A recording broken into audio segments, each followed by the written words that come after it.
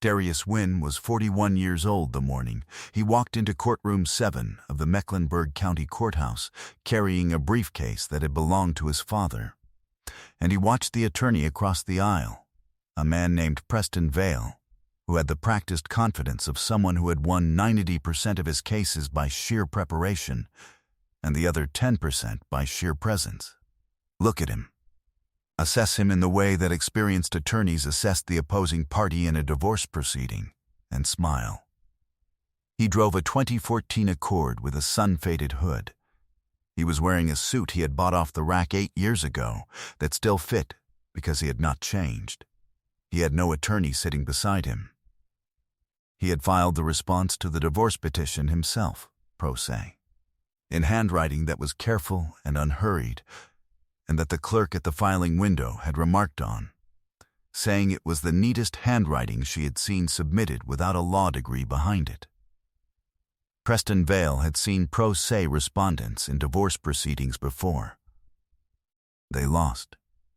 They lost because the law was complicated, and because emotion and documentation were not the same thing, and because the person on the other side of the table had been doing this for 22 years and knew exactly where the pressure points were and how to apply them with sufficient force that the unrepresented party surrendered before they understood what had been taken. He smiled because the case looked like every other case he had won. What Preston Vale did not know, what Darius's wife Renee and her mother and her sister and everyone in her circle who had attended 2 preliminary hearings with the confidence of people watching an inevitable outcome unfold, was what was inside the briefcase. Darius had been building what was inside the briefcase for 11 months. What happened when he opened it would take 19 minutes and would not be appealed. Before we jump into the story, comment where in the world you are watching from, and subscribe, because tomorrow's story is one you need to hear. The morning light came through the kitchen window of the apartment Darius had been renting since the separation, a second-floor unit in a building on the east side of Charlotte, with a view of a parking lot, and, beyond it, a strip of trees that had survived the lot's construction and that he had come to appreciate for their persistence. He made coffee at 5:30 and sat at the kitchen table with the briefcase open in front of him and reviewed the contents one final time, the way he reviewed everything before a significant moment, with the unhurried attention of a man who had done the preparation correctly and needed only to confirm it. The briefcase had been his father's. Chester Wynn had carried it for 31 years as a municipal contract specialist for the city of Charlotte, reviewing and approving procurement documents for infrastructure projects across the county. It was a standard leather briefcase, dark brown, with a brass clasp that had been repaired once, and a small water stain on the lower right corner from a rain event in 1994 that his father had described with the specificity that men of his generation brought to details they found instructive. Chester had died 6 years ago, and Darius had kept the briefcase not as a sentimental object, but as a functional one, because it was well made, and because he believed that a well-made thing that had served its purpose correctly deserved to continue serving. Chester used to say, at the kitchen table in the house where Darius had grown up in West Charlotte, regarding the procurement disputes he encountered, Darius, the man who controls the documentation, controls the outcome. You can argue with a person all day long. You cannot argue with a signed page. Darius had been in supply chain management for 15 years. He understood documentation. He applied it to everything he considered worth protecting. He looked at the contents of the briefcase in the apartment kitchen light. Then he closed the clasp, the brass clasp his father had carried for 31 years, and drank the rest of his coffee and drove to the courthouse. He had come to the end of a marriage that had taken 8 years to build and 11 months to dismantle from the other side. He had met Renee at a logistics conference in Charlotte, where she had been presenting a vendor relations framework for a regional healthcare supply chain. She was articulate and specific, and had the kind of professional confidence that came from knowing her material thoroughly, and when she had looked up from her presentation and found him in the audience paying genuine attention rather than the performative attention of conference attendants. She had asked him his field afterward, and they had talked for 2 hours about supply chain philosophy, which was an unusual first conversation, and which had made him feel, for the first time in several years of ordinary interactions, that he was talking to someone who was genuinely interested in the same things he was. They had married 3 years later, in a small ceremony at his mother's church in West Charlotte, which was where it should have been. His mother, Viola, had worn her good dress, and had approved of Renee with the directness she brought to all assessments. Not warmly, exactly, but with the acknowledgement that the woman had substance. The shift had arrived with a gradual quality that Darius had recognized from supply chain work, a cascade failure, where each small disruption enabled the next, until what had seemed like a series of minor inefficiencies revealed itself as a structural collapse. The late evenings that lengthened past explanation. The account statements he had noticed while organizing shared finances that showed a pattern of incremental withdrawals to an account he did not recognize. The attorney's letter that arrived on a Tuesday morning in March, 11 months prior, informing him that Renee had filed for dissolution of marriage and was seeking a division of assets that included, among other things, a claim on the business entity Darius had incorporated 4 years before their marriage. He had read the letter twice at the kitchen table of what was about to become the former marital home. His hands did not shake. He set the letter on the table and looked at it with the focused, unhurried attention he brought to any document that contained significant information he needed to fully absorb before he responded to it. He had been in supply chain management for 15 years. He had reviewed thousands of documents, contracts, dispute letters, audit findings, vendor claims, and he had learned early that the appropriate response to a document was never immediate and was never emotional. It was systematic. You identified what the document claimed. You identified what it omitted. You identified what the claims assumed about the opposing party's ignorance. And then you assessed how much of that assumed ignorance was actually present. The letter claimed his business entity was a marital asset because its most significant growth had occurred during the marriage. This was factually incomplete. The incorporation certificate was dated 4 years before the marriage license. The growth during the marriage was the result of his own labor and the relationships he had built before and during the marriage through that labor. No marital funds had ever been deposited into the operating accounts.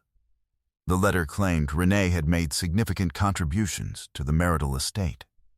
This was true in the ordinary sense and misleading in the specific sense, because it omitted the portion of the marital estate that she had been removing from it for 14 months.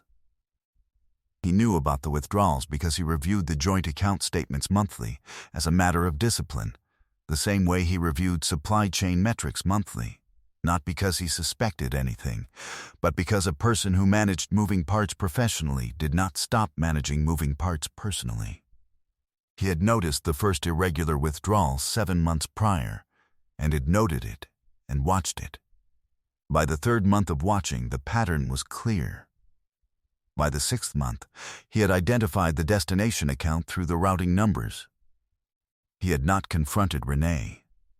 He had not changed his behavior. He had continued to be exactly who he had always been, while adding one new activity to his daily practice: documentation.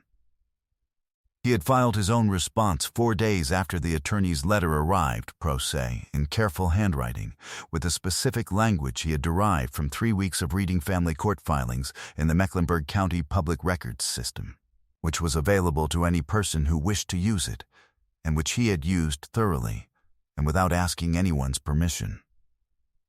He had begun building the briefcase's contents the same week. Over the following 11 months, Darius built the case with the same systematic patience he brought to every problem that required getting the sequence right. He pulled bank statements going back 26 months, the full joint account history. Every entry, each month printed and organized chronologically. He identified the destination account for the irregular withdrawals and had a conversation with the bank's fraud investigation desk that resulted in a formal notation of the account structure and confirmed what the routing numbers had told him about the institution holding the account. He contacted Sylvie Broussard through a referral from the supply chain compliance officer at his firm, who had worked with forensic accountants on vendor fraud matters, and who mentioned her name without knowing what Darius needed it for. Sylvie was a certified fraud examiner based in Durham, 51 years old, precise in her language and meticulous in her methodology, the kind of professional who did not speculate in reports and did not need to because the documented facts were sufficient. He sent her the bank statements and the routing information and a chronological summary he had prepared himself. She spent 3 weeks reviewing the materials and produced a 22-page certified report. The report's conclusion was on page 22, $74,000 removed from the joint account over 14 months, in transactions structured to remain below the automated reporting threshold. The structuring was deliberate. The methodology was documented. The figure was exact. He found the tablet 2 months after receiving Sylvie's report. It was an old shared device that had been in the home office drawer, used by both of them periodically for documents and receipts, and that had been logged into Renee's messaging account for a period that predated the attorney's letter by 3 months. The thread ran 31 pages. He read all of it once, with the attention he would have given any document he needed to understand completely, and then he exported it and printed it and added it to the briefcase. He had not told anyone about the briefcase's contents. He had not told his mother. He had not shown anything to anyone except Sylvie, whose role required the disclosure. Some things you kept quiet until the correct moment, because the advantage of what you had built existed only for as long as the other party did not know you had built it. He reviewed the complete contents one final time at the kitchen table of the apartment, in the morning light, on the day of the hearing. Every document in its sequence, every page accounted for, everything Sylvie had certified, everything the bank records showed, everything the incorporation certificate established, everything the tablet had confirmed. Then he closed the briefcase's brass clasp and drank the rest of his coffee and drove to the courthouse. He had prepared for 11 months. The preparation was complete. Preparation is the work. The rest was simply delivery. The pre-trial conference had been 2 weeks prior. Darius had attended without an attorney. Preston Vale had attended with 2 associates, a paralegal, and a wheeled cart bearing 4 organized binders that made a particular sound when it was pulled across the conference room's linoleum floor. The sound of a man communicating his preparation before a word had been said. Vale had been professional throughout, appropriately cordial. He had communicated with the specific efficiency of someone who understood that nonverbal language was half of litigation, that he found the opposing party's self-representation mildly amusing in the way that a trained chess player found an unprepared opponent mildly amusing. He had offered through the mediator a settlement that divided the marital estate in a way that assigned Darius's business a value it had not earned during the marriage and distributed that value in a way that assumed he would accept the framework, because the framework had been presented with sufficient authority and a sufficient cart of binders. Darius had read the settlement offer carefully and declined it without comment. Vale had noted the declination with a brief professional nod, the nod of a man who had encountered irrational opposing parties before and was already thinking about the next step in his prepared sequence. The smile had been present at that moment as well, fainter than it would be in the courtroom, but present. The morning of the hearing, Darius called his mother. Viola Wynne was 68 and had spent 30 years managing people, institutions, disputes, and the documentation that resolved all three. She had been retired for 4 years and had lost none of the attentiveness of someone who had built her career on knowing when a thing was correctly assembled and when it was not. She listened to his summary. When he finished, the kitchen in the background was quiet and warm the way the kitchen had always been. "You have everything?" she asked. "Everything," he said. "In the briefcase?" "In the briefcase," he said. She was quiet for one moment, the specific quiet of someone who has reviewed the situation and found it sound. "Your father used to say that the man who controls the documentation controls the outcome," she said. "Go in there and open it." He thanked her. He drove to the courthouse. Real power was the documentation, organized correctly, delivered in the right room at the right time. He had both. Vale was already at the plaintiff's table when Darius came in, speaking quietly with one of his associates, the confidence of his posture unchanged from every prior interaction. He looked up when Darius entered, assessed the briefcase and the off-the-rack suit and the absence of an attorney, and the smile came briefly and precisely to the corners of his mouth. He looked back at his associate. He had been doing this for 22 years. He had seen this before. He had not seen what was inside the briefcase. Darius set the briefcase on the respondent's table and did not open it. He waited. The judge took the bench. The Honorable Patricia Osai, a compact, careful woman who had been on the Mecklenburg family court bench for 9 years, and who had, in the course of those 9 years, developed a complete intolerance for incomplete preparation. She opened the proceeding, confirmed the parties, and indicated they would begin with the respondent's submission, a sequence that had been established in the pre-trial conference, and that Vale's team had agreed to without concern because they had assumed the respondent's submission would be brief. Darius opened the briefcase. He removed the documents in the sequence he had organized them over 11 months, and he placed each set in front of the clerk with the care and deliberateness of a man who had handled these specific pages enough times to know each one by its weight and position, and what it would do when the person on the other side of the room read it. The clerk distributed copies to the judge and to the plaintiff's table in the usual order. The sequence was the argument. The sequence was the whole argument. The incorporation certificate came first, dated 4 years before the marriage, the notary stamp as legible as it had been the day it was pressed. The signature of the registered agent steady and clear and surrounded by a date that established, in the most direct language available to a document, that the business had existed before the marriage and had been built from resources that predated it. Darius placed it without comment. The operating account records came second, year by year, each stack in chronological order, Renee's name appearing nowhere in the documents because it had never appeared in the documents, the accounts having been opened in the LLC's name before she had entered his life, and having never been modified to include her. He placed them without comment. The bank statements came third.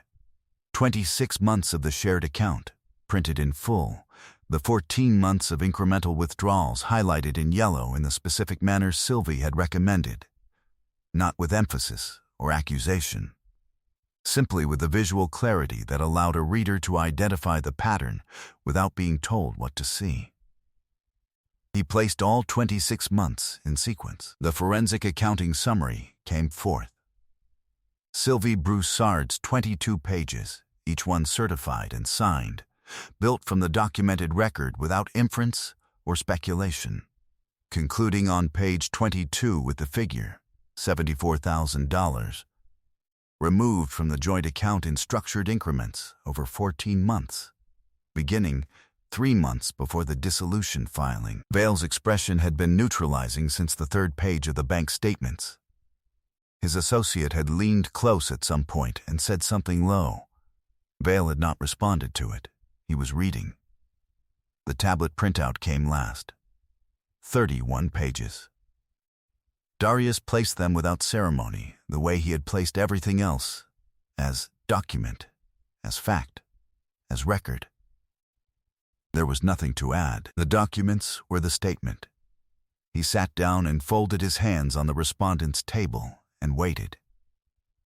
Judge Osei reviewed the submission materials with the complete, methodical attention of someone who had spent 9 years on the Mecklenburg family court bench distinguishing genuine preparation from the performance of it, and who had developed, over those 9 years, an efficient intolerance for the latter. She read without commenting. She turned pages without rushing. When she finished the initial review, she set the last page down in the flat, considered manner of someone who has assessed a situation and arrived at a position. "Mr. Wynne," she said. "You prepared this yourself?" "Yes, ma'am," he said. She looked at Preston Vale. "Counsel, I'll hear your response to the forensic accounting submission." Vale straightened his jacket. He said that his client disputed the characterization of the withdrawals and that the forensic examiner's methodology would need to be vetted before the submission could be admitted as authoritative. Judge Osei looked at him without expression. "The examiner is certified in the state of North Carolina," she said. "Her methodology is consistent with the standard. Your objection is noted and overruled." She looked at the table. "We'll take a 30-minute recess. When we return, I expect a materially different settlement conversation." She stood. The bailiff called the room to order. Vale did not look at Darius as he gathered his materials.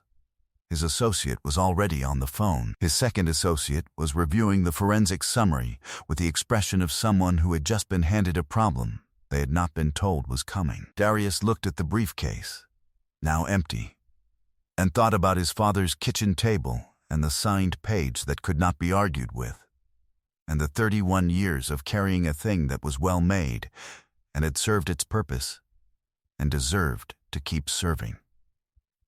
He was not angry. He was not satisfied in any way that required expression.